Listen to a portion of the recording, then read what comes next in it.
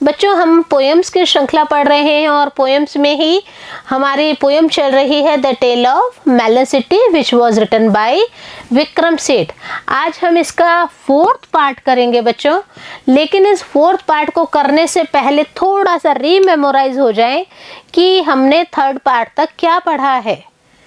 Video देखा है ना, याद आ रहा है कि एक व्यक्ति होते हैं जो लंबे होते हैं और उस सूली के फंदे से भी उनकी लंबाई और जो चौड़ाई है वो सही बैठ रही है और वह व्यक्ति सूली पर लटका दिया जाता है। Who is that man? Recognise कर पा रहे हैं? पोएम्स के अनुसार बढ़ पा रहे हैं, चल पा रहे हैं? हाँ जी, थोड़ा थोड़ा याद आ रहा है ना। इसी को पक्का कंफर्म कर ले।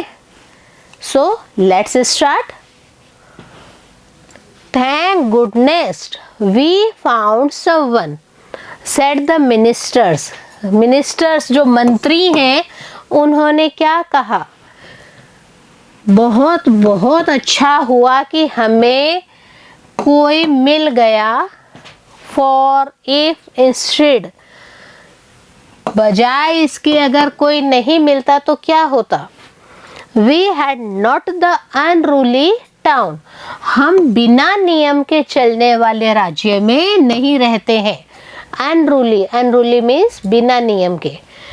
Might well have turned against the crown, और अगर हम किसी को फांसी की सजा नहीं देते तो ये जो जनता है, दर्शक है, ये क्राउन के अगेंस्ट हो जाती, ताज के अगेंस्ट वह विद्रोह कर देती।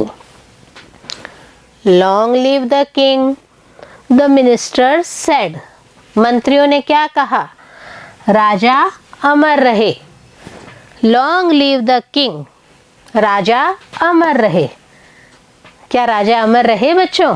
नेक्स्ट लाइन क्या कह रही है देखिए, द किंग इज डेड, राजा जो है वो मृत्यु को प्राप्त हो गए। डेड, डेड मीन्स मरना या मृत्यु को प्राप्त होना।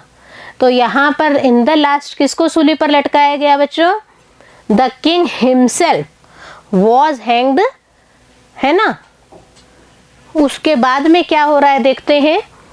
दे pondered the dilemma, then pondered means उन्होंने क्या करा, जो मंत्री हैं वो गहन सोच में डूब गए कि अब हमारे सामने एक और नई डायलेमा, एक और नई दुविधा आ गई है। क्या दुविधा आ जाती है उनके दिमाग में?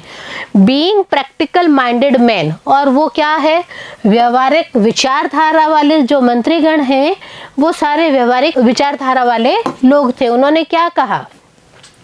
Saint out the heralds to proclaim, उन्होंने क्या कहा? जो हमारे अग्रदूत हैं, हेराल्ड्स मीन्स अग्रदूत, उनको प्रोक्लेम करा जाए, उनसे एक सार्वजनिक घोषणा करवाई गई। क्या घोषणा करवाई गई? In his formers Majesty's name, क्या घोषणा करवाई गई और किसके नाम पर? In his farmer Majesty's name, भूतपूर्व राजा के नाम पर। फॉर्मर मीन्स भूतपूर्व राजा के नाम पर जो घोषणा करवाई गई। The next to pass the city gate, इस सिटी गेट के पास से जो भी व्यक्ति गुजरेगा, will choose the ruler of our state, वही हमारे इस स्टेट का नया राजा चुनेगा। तो मंत्रियों ने क्या घोषणा करवा दी भूतपूर्व राजा के नाम पे, कि जो पहला व्यक्ति इस सिटी गेट के पास से गुजरेगा वही हमारे नए राजा का चुनाव करेगा। एज इज आवर कस्टम, हमारा यही रिवाज है। कस्टम मीन्स रिवाज, कस्टम मीन्स रिवाज।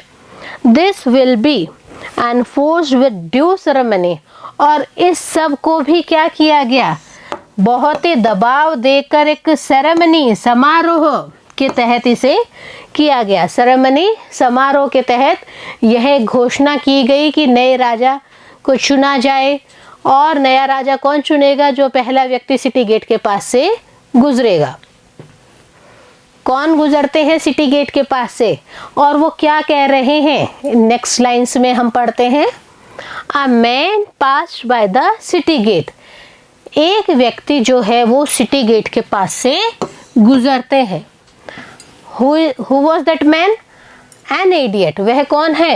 एक मूर्ख या बेवकूफ व्यक्ति होते हैं वह। The guards cried. जो गार्ड्स होते हैं वो रोए या चिल्लाकर बोलना। यहाँ पर हम इसे क्या कहेंगे? चिल्लाकर बोलना। वेट, रुकिए।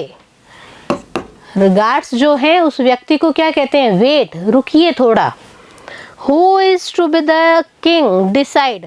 पहले हमें यह निश्चय करके बताइए कि हमारे जो नए राजा हैं वह कौन होंगे? A Melon. The idiot replied. जो इडियट है, मूर्ख बेवकूफ व्यक्ति है, वो क्या रिप्लाई करते हैं? अ मेलन, एक तरबूज। चौंक रहे हो ना? कहाँ कहानी, कविता की कहानी कहाँ जा रही है? This was his standard answer to all questions. और उस व्यक्ति का यह एक निश्चित बंधा बंधाया उत्तर था। सभी प्रश्नों के लिए वो एक ही उत्तर देते थे। क्यों देते थे वह व्यक्ति ये उत्तर? Because he liked melons. उन्हें तरबूज बहुत ही पसंद थे। You are now our king, the minister said. और सारे मिनिस्टर्स एक संग इकट्ठे होके क्या कहते हैं? आप ही हमारे नए राजा हैं। क्या मूर्ख व्यक्ति? नहीं नहीं। क्राउनिंग अ मेलन, ए मेलन, मेलन को उन्होंने क्या किया? ताजपोशी की। तो नए राजा कौन हुए? मेलन। देन दे लेड, और फिर क्या हुआ? Carried the melon to the throne. उन सब ने क्या किया? राजा की ताजपोशी की और राजा को थ्रोन तक, सिंहासन तक लेके गए। And reverently set it down, और उन्हें वहां पर आदर सहित बैठा दिया गया। नए राजा कौन बन गए? याद करिए पहला वीडियो जब हम इसकी समरी पढ़ रहे थे, याद आ गया ना? नए राजा हैं मेलन, उनको ताजपोशी की गई, उनको बकायदा सिंहासन तक ले जाकर आदर सहित वहां पर बैठाया गया। आगे क्या होता है बच्चों? This happened years and years ago. यह बहुत बहुत समय पहले की बात है। When now you ask the people, जब आप अभी भी उस गांव विशेष, उस देश विशेष के लोगों से पूछते हैं, So your king appears to be a melon. क्या आपके राजा ने एक तरबूज का रूप धारण किया था? How did this happen? यह सब कैसे हो गया? They said, वो लोग क्या कहते हैं? Well, on account of customary choice, एक रिवाज के मुताबिक, कस्टमरी एक प्रथा या रिवाज के मुताबिक, इफ हिज मैजेस्टीज रिजॉइस, अगर उनके जो राजा हैं उनको मेलन बनने में ही, तरबूज बनने में ही खुशी मिलती है, तो हमें उससे कोई परेशानी नहीं है। क्यों नहीं है? In being a melon that's okay.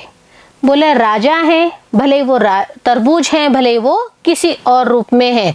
With us for who are we to say, परंतु हमारे लिए तो एक ही बात है। What he should be as long as he leaves us in peace and liberty.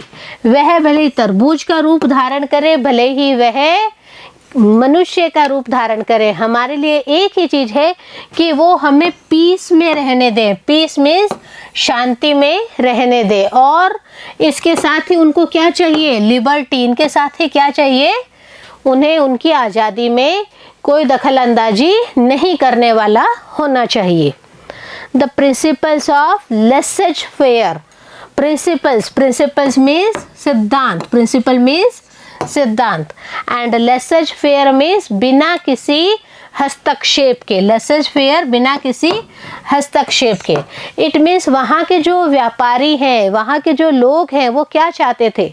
वो कहते थे कि एक राजा भले ही वो तरबूज का रूप धारण कर ले, भले ही वह किसी मनुष्य का रूप धारण करे, एक ही चीज़ होना चाहिए कि वो हमारी शांति और स्वतंत्रता में और हम जो कार्य कर रहे हैं उस कार्य में किसी भी प्रकार का हस्तक्षेप ना करे। seem to be well established there, और seem to be well established मतलब यही सब कुछ उनको अच्छा लगता है कि वो कैसा भी राजा हो, स्थापित राजा है, हमें इंटरफेयर नहीं करने वाला ही राजा होना चाहिए। तो कैसी लगी बच्चों ये पोयम? कैसे एक मनुष्य के अंत होने के बाद में एक जो मैलन है वह राजा बन रहे हैं और उस राजा के द्वारा भी जो जनता है वो आराम से रह रही है। Hope you are enjoying with this me. अब हमें क्या करना है, इस पूरी पोएम को वापस रीमेमोराइज करना है। नेक्स्ट वीडियो में मेरे साथ बने रहना है क्योंकि हम लेके आएंगे examination based stanza wise questions plus comprehension questions. तो मिलते हैं अगले वीडियो में, तब तक बने रहिए बिंदु के साथ।